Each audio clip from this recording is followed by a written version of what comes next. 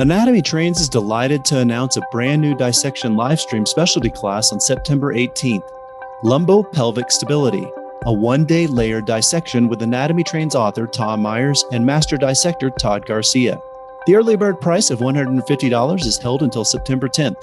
After September 10th, the price is $250. Come see the body's actual core for yourself.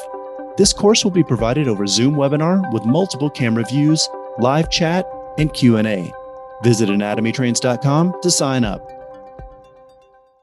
This episode is brought to you by the Massage Mentor Institute. Diane Metkowski, also known as the Massage Mentor, and Allison Denney, also known as Rebel Massage, have teamed up to bring you the Massage Mentor Institute. MMI is a collection of teachings and education opportunities from industry leaders around the world, because your continuing education experience should be whatever you want it to be. They are building community one body part at a time, and they want you to be a part of it. Head over to themassagementorinstitute.com today to see more, learn more, and do more.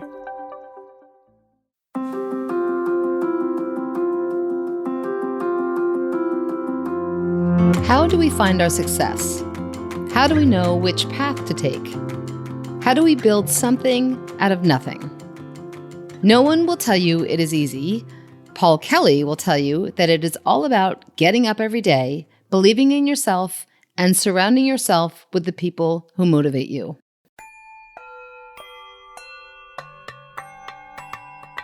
Hello, my name is Paul Kelly, and I am the owner and originator of the Temple Human Performance Services. Temple Human Performance Services is his clinic, but he also has a brand. And then Physiokinetics is our brand that we created out of the Temple, which is our training system, our home study programs, our certifications now that are nationally certified, all of our content, our reseller program that we started for the clinicians so that they can help grow their businesses. This all sounds pretty impressive, but I wanted to know how it all started. Paul told me that early on, he knew he was fascinated by how the human body moves. I loved the human body as form and function when I was just a child. I used to study and listen to the AMA channel on TV. It was on public TV, Channel 2. And I used to watch the medical channels on Sunday and listen to all the different ones. It was fascinating to me. And so then, and then being in sports as a child, I played every sport. Back then, we played every sport every season. We didn't play one sport. We played them all, so I'd go from soccer season to baseball season to football season to basketball season to hockey to, you know what I mean? Mm-hmm. We just rotated the whole year, and so I was always into this. And then, I was, wanting to look good in high school, too, so you go through puberty and you're all scraggly and scrawny. I was, 5'11", 135 pounds. I was a little skinny guy. And, I was a track athlete too, and was a pole vaulter decathlete. So I was really into being strong. And so, to get strong, to pole vault and lift my body weight and do all that junk. That childlike curiosity led him right into college. Well, in college, I was a cheerleader in college. So not many people know that, but I was competing in competitions then. So I was lifting not only girls all day long, but guys sometimes on our shoulders and always having to be in the best shape I could be in, really physically. And we compete in these national competitions. They have one called UCA. It's a big national competition that they would hold every single year. So we would train for it year round. And not only that, but having the games and stuff that we did and flying to all the different games and performing everywhere all through college. I did that for, 5 years. And then I did it during the summer. So I traveled to colleges and universities all over the United States and taught camps, taught college kids, taught high school kids, taught all kinds of people, for many, many summers. And that was my summer gig. And then during the year, I was, doing some modeling on the side and some acting on the side. You always had to have that going on too to help with finances because, I was, paying for all my schooling, my expenses. So you had to have like a couple jobs. And if all of that wasn't enough, Paul decided to dive into the world of opening his own business. So it was, it was fun. A lot of stuff going on in college. And during that time is when I started my training business. And at that time, it started with training because I was in school for sports medicine and the exercise science and all that and learning all those things. And so I started incorporating that into my business structure right away. And so I sat down with my best friend in the kitchen and we drew out a picture of this guy right here. You can't really see it out there, but it's a picture of a guy with his arms extended and his chest up and he's looking up. Paul was looking up too. He was in school, competing, and starting his own business on the side. I wanted to know how he kept his motivation. Yeah, I can get bored really easy with things. If I love the human body, but I also like to see progression. I like to see things move, and I like to learn why. I like to really teach understanding, and I like to understand. And to teach understanding, you have to really understand. And so I like to be able to convey that message when I'm working with my clients. And so myself, I am that type of person. I like to learn. I like to be the best. It doesn't mean that I am the best, but I like to at least have a striving point, a value system that at least I live by, and that helps motivate me. But a lot of people might not find it so easy to be their own motivator. I asked Paul how he kept his own momentum going. I'm the kind of person that people would say, man, you've been knocked down so many times and you get back up. It's just amazing. How do you do that? Well, that's the thing. Life is about getting up when you're down and believing that you can do it and you can make a difference, even despite what people may tell you. And a lot of people, I think a lot of people that have become successful didn't take no for an answer in things. They said, yes, I can. I'm a big yes, I can guy. And so how do you get it if you don't necessarily? Well, maybe you need to find the niche that's good for you. And then all of a sudden your spirit is there. You get what I'm saying? And maybe maybe I'm fine. I found my niche and my niche is what drives me. And I think a lot of people still haven't maybe found their niche. And maybe I don't change a whole lot outside my niche, but my niche is broad and I got a lot to learn in my niche. You know what I mean? So I chose a good one for that. But I think that's a lot of what helped me is because I didn't know what I wanted to do necessarily. And I created this hybrid. Yeah, I didn't know back then. I just tried. I got up every day. And the one thing I could tell anybody about being successful is just getting up every day and doing something. So Paul did exactly that. He got up every day and did something. But he also did this with the knowledge that he only had himself to rely on. It was rough, but I think it's just, I didn't have anyone to depend on but myself. That's another huge thing, when you don't have anyone's, not that my parents weren't there for me. That's not what I'm saying. But my parents, we grew up on a farm and we grew up to learn how to take care of ourselves and to be responsible for our own lives. And so by the age of 18, yes, you were responsible for your own life. And I was responsible to go to college if I wanted to. I wasn't pushed, and so those are some things that I just had in me. I had that drive because I had to have that drive. That drive opened a lot of doors for Paul. Working hard at school and in cheerleading was challenging, but he was also digging deep and listening to those around him. It was just an amazing 4 years of traveling around with some of the best in the world and being around the best. You start to learn to be, a winner. There's that mentality about winning. I can't tell you, unless you just don't give up, you don't know it. You just have to keep in there. And that's kind of part of that whole, what keeps driving me today is because of my experiences, but there's been times like I sat in my living room one time and this is on Christmas one year. And I'll never forget this because it was probably one of the hardest times in my life. And I was a senior in high school or college and I was broke back then. We didn't have any money. I was working 3 jobs and it was Christmas time and that's the worst time to be broke. You couldn't even buy anything for your mom or your dad or your anybody. So I remember just being super depressed and just sitting there, you know what I'm going to do? I'm just going to sit down and make stuff for people. I just wanted that time. That's humble. This is a humbling time. And gosh, it's just like you have absolutely nothing. I have furniture that's been given to me from hand-me-downs. I have a couple of T-shirts that I've recycled for about 5 years. You know what I mean? It's that time of your life when you're just raw. And I think that's when you go through that time and then you look back, I can look back at that time now and go, man, I didn't know where I could go, but I just knew I should just try.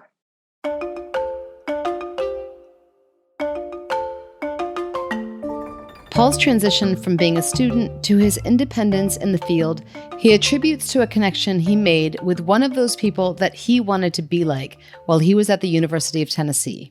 Jenny Moshak, who's traveled around the world now, she just got done traveling around the world with the women's basketball team, asked me to be on this TV show that was at UT at the time, and it was a therapy show.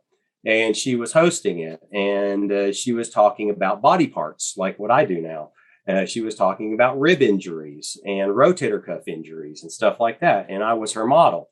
So I was really interested in it because, one, it was my major. I was real fascinated about the joints in the body and the physiology. And she was using me as an example and showing me. And it was really cool. I was just in the thing. And it got me interested and it motivated me. I was like, wow, this is really cool. She can fix shoulders. That's really neat. And then she would work on me because I was always getting hurt. So she put my ribs in when no one was putting ribs in. She was way advanced. We were doing back then different types of positional release techniques that were very brand new. Different types of muscle energy and positional release and high velocities and all kinds of different things back then that we learned. Now I went to a structural core school. It was a Rolfing styled school off the 10 session work. And so I did that schooling. And that was like a year and a half or something like that. I did that after I graduated. So in 1998, I did that year. I had met one of our divers at UT. Her name was Tracy Bonner. She was a national championship diver. And she was like, Paul, you got to try the structural integration stuff, man. You'd really like it. And because I was looking for something else, I was, I'm always looking for more and more. I'd been treated by some really important really profound people like some osteopaths that affected me. And I'm like, man, there's stuff out there that I don't know about. I got to learn about this stuff. And that is when Paul met someone else who became yet another strong influence for him and his career. I wasn't convinced at that time, but I used it, and that's when it led into me looking for the best in that field at that time, which was Eric Dalton, and Eric approached me. I went to one of his seminars in Nashville, Tennessee. So Eric got on stage and does what he does. He's real funny and kind of he makes you think and real fun to listen to. And it was funny because I was sitting right in the front row and Eric said, "Hey, come on up here on stage with me." And I go, "Okay." So I walk up on stage, and he goes, "Hey, sit down, let's do this thing," and whatever. So he starts throwing a demo on me, or whatever. That's how I met him. Eric and Paul hit it off. Their camaraderie was like a brotherhood that helped Paul begin to envision a new path.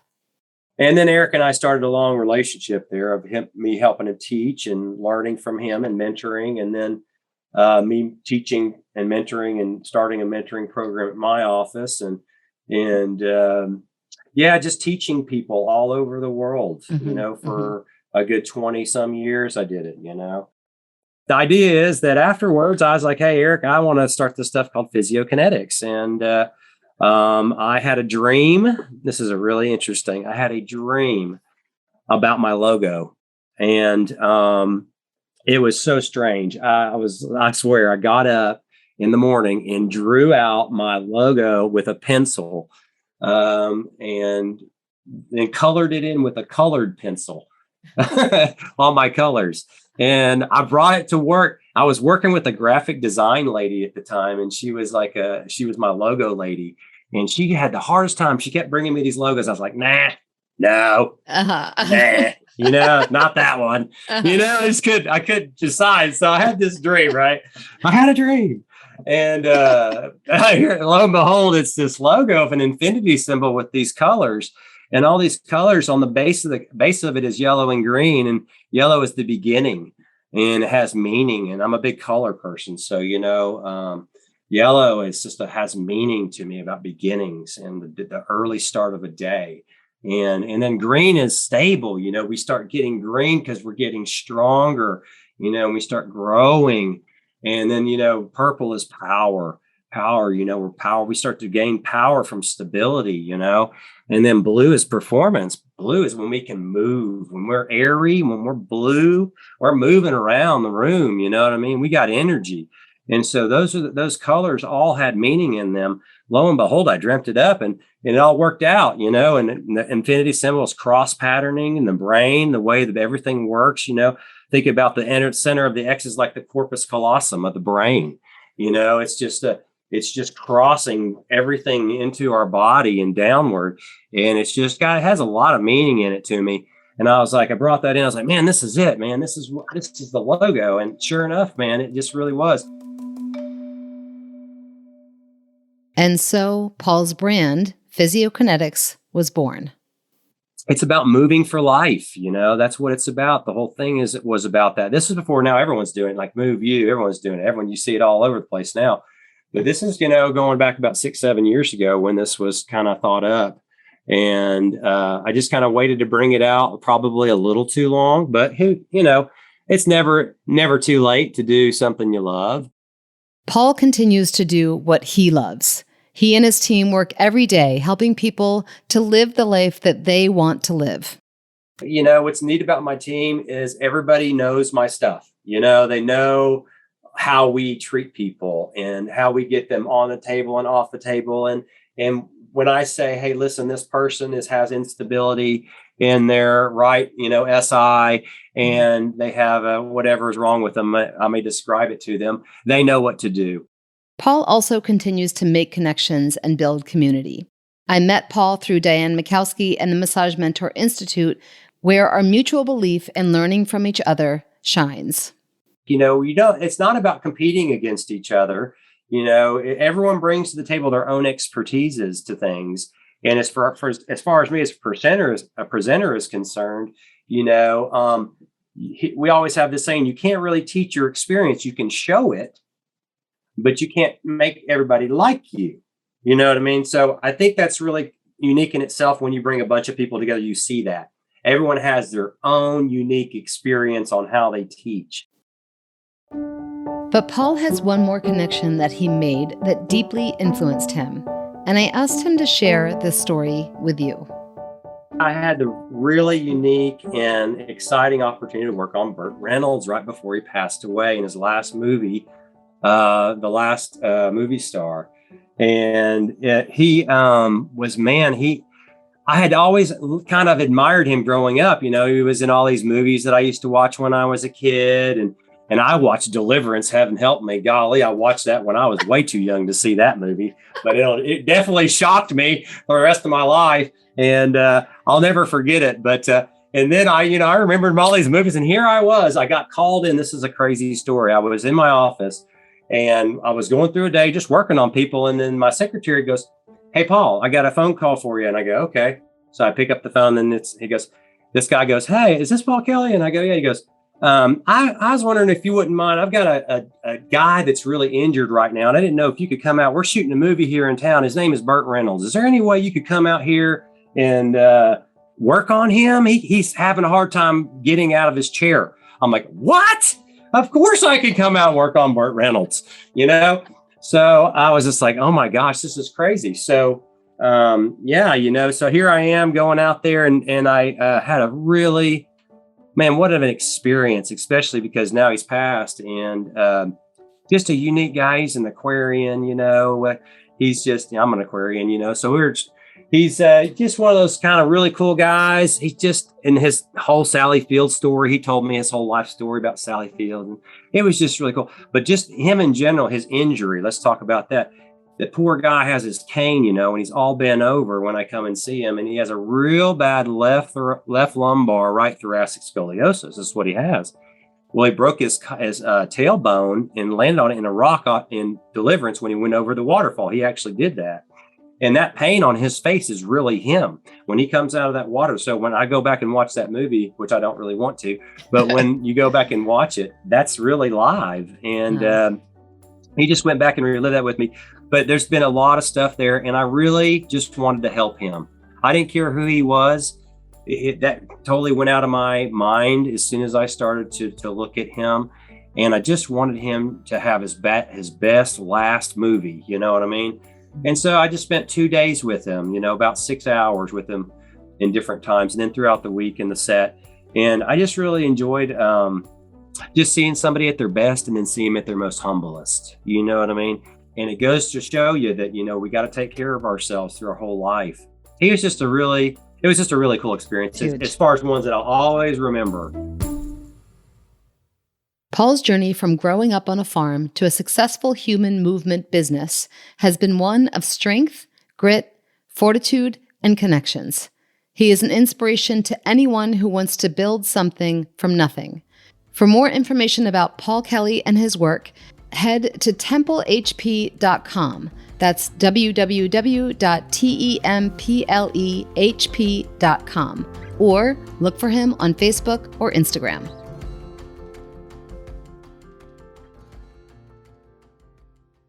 Members are loving ABMP 5-Minute Muscles and ABMP Pocket Pathology, 2 quick reference web apps included with ABMP membership. ABMP 5-Minute Muscles delivers muscle-specific palpation and technique videos, plus origins, insertions, and actions for the 83 muscles most commonly addressed by bodyworkers.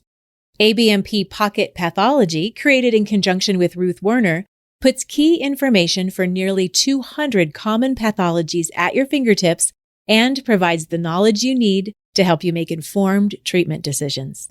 Start learning today. ABMP members log in at abmp.com and look for the links in the featured benefits section of your member homepage. Not a member? Learn about these exciting member benefits at abmp.com/more.